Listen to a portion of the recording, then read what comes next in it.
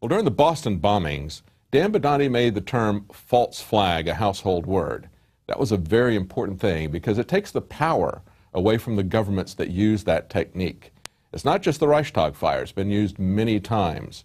And we've got a filmmaker in the UK that we're going to be talking to right now, Tony Rooke. And he's bringing awareness to the term false flag in the UK with his films about 9/11 truth. Joining us from the UK is Tony Rooke. Welcome, Tony. Welcome back. Hi, David. Now, you've had an interesting follow-up, but let's get people brought up to what got us to interview the very first time, and that is your complaints to the BBC, and you made an issue out of not paying the licensing fee. People in the U.S. may not realize it, but everyone in the U.K., if they have a television set, has to pay a licensing fee to the BBC. You refuse to pay that on principle. Tell us why you refuse to pay that on principle. Well, a quick resume of the BBC case. I ended up in court because, yeah, as you say, I refused to pay the £145 for the license fee that you have to have here for the privilege of watching the television, and ended up in court. Now, I was withholding my license fee under legislation called the Terrorism Act 2006, which we have here, which very clearly prescribes if you have reasonable cause to believe you may be funding the purposes of terrorism, then you don't pay. And I've been studying 9/11 for some years now, and obviously because the BBC broadcast the collapse of World Trade Center 7 23 minutes before it occurred, it has since embarked upon this shocking propaganda campaign trying to cover up the reasons for the collapse of World Trade Center 7, which I have reasonable cause to believe was a controlled demolition. Exactly. Let's hold it right there, because when they did that report, the BBC reporter, amazingly, as many people pointed out, and it's been seen over and over again, most truthers know it because it's a key piece of evidence.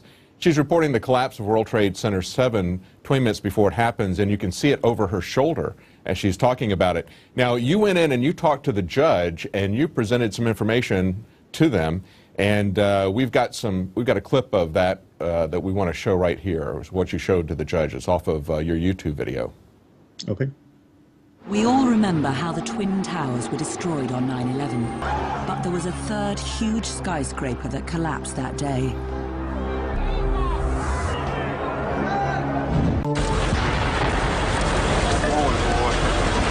Keep your eye on that building, it'll be coming down. The building is about to blow up. Move it back. Hear that? Keep your eye on that building, it'll be coming down soon. What could cause a seemingly sound 47-story building to collapse? Oh, Lord. You hear that? Keep your eye on that building, it'll be coming down. The building is about to blow up. Move it back. Back here. All right, guys? Sorry. We are walking back. There's a building about to blow up. There's a building about to blow up. So that's an interesting clip where you juxtaposition what the BBC is saying with what actually happened. You show how they manipulated it. They edited out sound effects of the, you can hear a bomb exploding in the background. You can hear additional comments on the CNN footage about people saying, get back, we're going to blow this up. They doctored that, right? Yeah, I mean, the nicest thing you could say about it was that it was very careful editing. I'd call it propaganda by omission. Yeah, well, it wasn't even cutting stuff. I mean, it was taking out sounds. You're taking out an explosion sound that's in the background. Yeah, they clipped that, and the judge said he'd seen all the evidence that we submitted before trial, and there was a lot. There was a lot of hard copy, and that little piece that you've shown was just part of an hour-long DVD which I submitted, which was 99% of it was concentrated on World Trade Center 7 and the BBC's very selective editing and broadcast of material which was very much cherry-picked, so gave a very false impression of the day. So you've been working on things. This is actually the third project that you've got coming up, because you had the incident there with the BBC and giving the evidence to the judge. You also had a documentary film about Tony Farrell, who was a police detective who began his own investigation, looked at the evidence, took it to his supervisors, and their reaction was to dismiss him. They didn't even mention the evidence that he was, highlighting in his job. He'd been senior intelligence officer, analyst for South Yorkshire Police for over a decade. and had come to the opinion that 9/11 just simply wasn't as advertised, and the same for the London bombings, for that matter. And you know, put this forward to his hierarchy, and they said, Tony, we can't we can't work like this. I think one of them's even on record as saying that you know, you may well be correct, but we are only the government foot soldiers. Well, it was a great documentary that you did with Tony, because what you did was you followed his journey of discovery, basically in retrospect, and you showed a person of principle following the evidence, saying why he believed that, and amazingly, they dismiss him for that. But now that you've gone to a judge and you've given him the evidence as part of this BBC case, you followed this case of the active duty policeman, now you're looking to fund another film where you're basically going to go to retired policemen, retired judges who don't have anything to lose, who can not have the pressures of their job being threatened if they take a close look at this evidence. The idea is that, yes, people who have not got anything to lose, if you like, that the job is over. Once you explain this to people, once you show these declassified documents, the fact that Operation Gladio was thoroughly investigated by the Italian government, Operation Northwoods has been declassified by the CIA. It's an exact template for 9/11, except that we have a different boogeyman. Instead of it being blamed on Castro's communists in Cuba, it's being blamed on Al-Qaeda. When you start to show this to people, it starts to click with them. They see the MO. They see a repeated thing that the government is doing each time. They understand that it's false flags are not just the Reichstag fire. And you went in and talked to a police chief, is that correct? A district commander. Yeah, amazingly, I got a phone call a couple of months ago, David, and it was a police officer from my local station. I submitted some hard copy evidence to my local police before the BBC trial, which I wanted them to follow up. Obviously, it's their job. And he rang me up to tell me that I could have it back. And I said, well, I don't want it back. I want you to act on it. And to cut a very long story short, we ended up getting into a conversation, funnily enough, on Operation Northwoods. And I said, have you heard of it? He said, no, I've not heard of it.